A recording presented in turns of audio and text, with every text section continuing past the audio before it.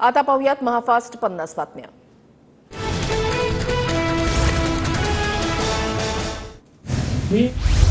देवेंद्र फडणवीस आजच दिल्लीला जाणार। नरेंद्र मोदी आणि अमित शहांची भेट घेणार। उपमुख्यमंत्रीपद सोडण्यावर चर्चा होणार, सूत्रांची माहिती।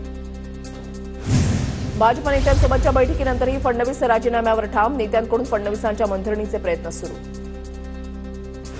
एका निवडणुकीनं सगळं संपत नसतं, सगळ्यांनी एकत्र काम केल्यामुळे यश अपयशाची सामूहिक जबाबदारी। फडणवीसांच्या राजीनाम्याच्या तयारीवर मुख्यमंत्री शिंदेंची प्रतिक्रिया।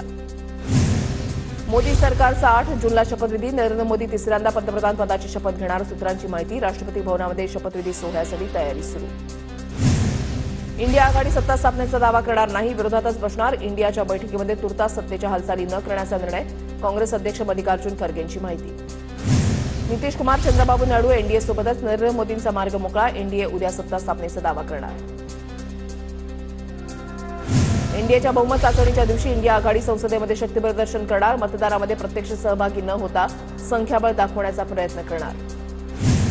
इंडिया आघाडीचं अध्यक्षपद मल्लिकार्जुन खरगेंकडे दिलं जाणार, सूत्रांची माहिती। योग्य वेळी अध्यक्षपदाबाबतची घोषणा होणार। इंडिया आघाडी देशाचा आवाज। जनतेनं लोकशाही संविधान वाचवण्यासाठी जोर लावला। इंडिया आघाडीच्या बैठकीमध्ये राहुल गांधींचं वक्तव्य। एनडीएला समर्थन करणारे अनेक जण आमच्या संपर्कात। इंडिया आघाडी किती यशस्वी झाली येत्या 6 महिन्यांमध्ये कळेल, संजय राऊतांचं वक्तव्य। मोदींचा पंतप्रधान पदाचा मार्ग सरळ नाही, मोदींना त्यांच्याच पक्षामध्ये विरोध। संजय राऊतांचा निशाणा। तर मोदी शहांनी संघालाच आपलं गुलाम करण्याचा प्रयत्न केला, संघ निर्णय घेऊन मोदींना घरी पाठवू शकतात, राऊतांचा दावा। फडणवीस महाराष्ट्राच्या राजकारणामधील खलनायक। जे 2 पक्ष फोडले त्यांनीच फडणवीसांवर अश्रू ढाळण्याची वेळ आणली। फडणवीसांनी सत्तेचा वापर चुकीच्या पद्धतीने केला, राऊतांची फडणवीसांवर टीका। अजित पवार गट आज पराभवावर आत्मचिंतन करणार। अजित पवार गटाच्या मंत्र्यांची आज सकाळी 10 वाजता देवगिरीवर बैठक, तर संध्याकाळी 5 वाजता पक्षाच्या आमदारांसोबत अजित पवारांची बैठक होणार। मुख्यमंत्री एकनाथ शिंदेंनी बोलावली नवनिर्वाचित खासदारांची बैठक। आज दुपारी 1 वाजता शिंदे खासदारांसह पराभूत झालेल्या उमेदवारांना मार्गदर्शन करणार।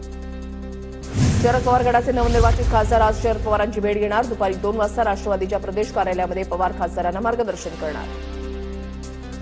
शरद पवार गटाचे सर्व खासदार 9 जूनला मुंबईमध्ये एकत्र येणार। 10 जूनला पक्षाच्या वर्धापन दिन कार्यक्रमामध्ये सहभागी होणार। वायदी चव्हाण सेंटरमध्ये सोहळ्याचं आयोजन।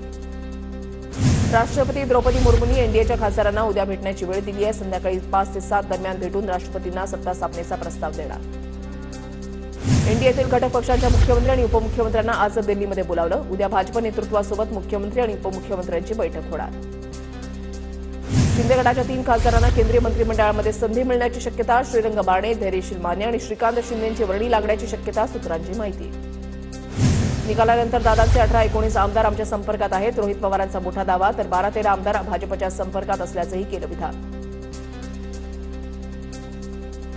साताऱ्यामध्ये अपक्ष उमेदवाराच्या तुतारी चिन्हाचा फटका बसला। जयंत पाटील यांचं वक्तव्य। शरद पवार गटाचा तुतारी वाजवणारा माणूस तर अपक्षाला दिलं होतं तुतारी हे चिन्ह। सारख्या चिन्हामुळे शशिकांत शिंदेंची मतं अपक्षाला गेली, जयंत पाटील यांचं मत।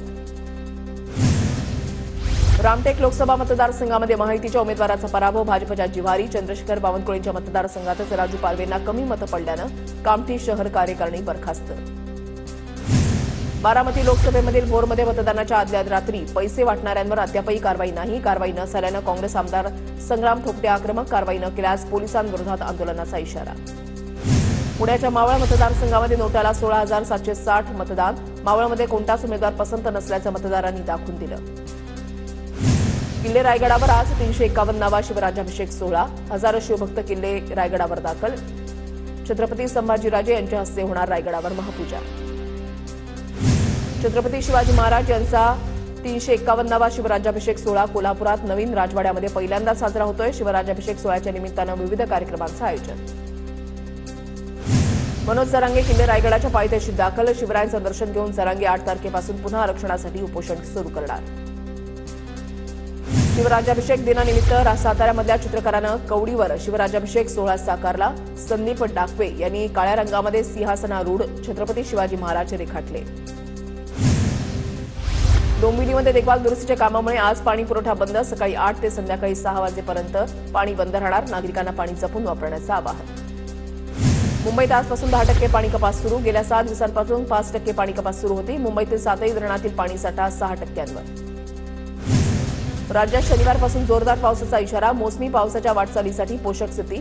राज्याच्या बहुतेक भागामध्ये जोरदार पाऊस बरसण्याचा अंदाज. विदर्भात वादळी वाऱ्यासह पावसाचा येलो अलर्ट. नागपूरसह विदर्भामध्ये पावसाची शक्यता. हवामान खात्याचा अंदाज. मान्सून आज 48 तासामध्ये कोकणात दाखल होण्याची शक्यता. 10 जूनपर्यंत मुंबईत तर 15 जूनपर्यंत विदर्भ मराठवाड्यामध्ये दाखल होणार. भारतीय हवामान खात्याचा अंदाज. कोल्हापूर जिल्ह्याच्या दक्षिण भागामध्ये मुसळधार पाऊस. गडहिंग्लज तालुक्यामधील हलकर्णीमध्ये सलग 3 तास पावसाचा कहर. ओढ्या नाल्यामध्ये पाणीच पाणी. आषाढीच्या तोंडावर इंद्रायणी नदी फेसाळली. इंद्रायणी नदी दूषित झाल्यानं नागरिकांचं आरोग्य धोक्यात. उपाययोजना करण्याची नागरिकांची मागणी. पुण्यातील भोर तालुक्यामध्ये विजांच्या कडकडाटासह मुसळधार पाऊस. भोरमधील गुलंद गावामध्ये वीज अंगावर कोसळून 2 म्हशींचा मृत्यू. सोलापूरच्या उंदर गावामध्ये पावसाची जोरदार हजेरी. घरामध्ये पाणी शिरल्यानं नुकसान. पंचनामे करून नुकसान भरपाई देण्याची कुटुंबियांची मागणी. पुण्याच्या भोर तालुक्यामध्ये पावसाची हजेरी. मान्सूनपूर्व पहिल्याच पावसामध्ये नीरा नदीवरच्या पुलावर पाणी साचलं. वाहन चालकांची तारांबळ. वाशिम जिल्ह्यामध्ये पावसामुळे शेती मशागतीच्या कामाला वेग. यावर्षी लवकर आलेल्या पावसामुळे शेतकरी लवकर पेरणीला सुरुवात करणार. उष्माघाताचे सर्वाधिक रुग्ण नाशिक, जालना, नागपुरात. राज्यातील रुग्णसंख्या 300 वर. खेड कृषी उत्पन्न बाजार समितीमध्ये भाजीपाल्यांची आवक घटली.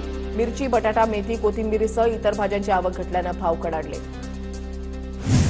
नागपुरात 79 लाखांची बनावट मोबाईल एक्सेसरीज जप्त. कॉपीराईट कलमांतर्गत गुन्हा दाखल. नामांकित कंपनीचे बनावट चार्जर, केबल जप्त. पुण्याच्या तळेगाव दाभाडेमध्ये अनधिकृत 27 होर्डिंग जमीनदोस्त. नगर परिषदेच्या अतिक्रमण विभागामार्फत कारवाई. तर 7 होर्डिंग्स मालकांनी स्वतःहून अनधिकृत होर्डिंग्स हटवले. सांगलीमध्ये समाज कल्याण विभागाच्या महिला अधिकाऱ्यासह 2 जण ताब्यात. शाळेचं अनुदान मंजूर केल्याप्रकरणी लाच घेणाऱ्या महिला अधिकारी ताब्यात. सपना घोळवेंना 1 लाख रुपयांची लाच घेताना रंगेहात पकडलं. मे महिन्यामध्ये फुकट्या प्रवाशांवर धडक कारवाई. पुणे रेल्वे स्थानकामध्ये कारवाई. तर 2 कोटी 48 लाखांची वसुली. उन्हाळी सुट्टीमध्ये रेल्वे प्रशासनाची धडक कारवाई.